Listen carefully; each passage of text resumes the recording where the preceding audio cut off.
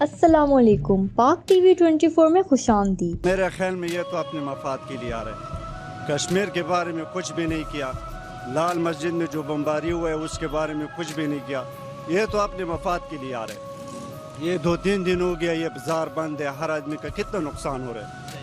ہم ادھر صبح سے کھڑے ایک بسم اللہ بھی نہیں ہو رہے، اپنا خرچہ جیب سے اپنی جیب سے کھا رہے، صبح سے محنت کر رہے، اپنا خرچہ بھی پورا نہیں ہوتا۔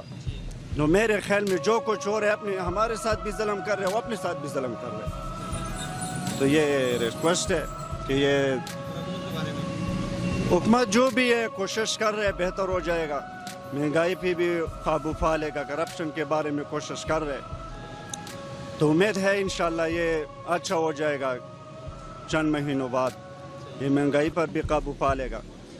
تو یہی ریکویسٹ ہے کہ یہ درنے مرنے ختم کرے اور اللہ پاک سے دعا مانگے کہ اتفاق ہو اور ہر پاکستانی اپنے ملک کے لیے بہتر کرے، سوچ کرے، سب لوگ نکل جائے تو کیا کرے گا، بازار بھی بند ہوگا، توڑ پھوڑ بھی ہوگا، جو صبح کے وقت نکلتے ہیں روز دیڑھی والے لوگ اس کا دیڑھی خراب ہو جاتے، ایسے لوگ بھی ہوتے ہیں کہ بس صرف صبح نکلتے ہیں اور محنت کرتے ہیں، شام کو کھانا کھاتے ہیں، انہیں ایک دن کا شام تک اس کو پیسے نہیں ہوگا۔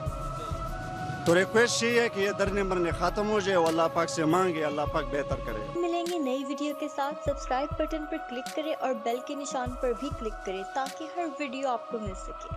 اپنا خیال رکھیے گا، اللہ حافظ۔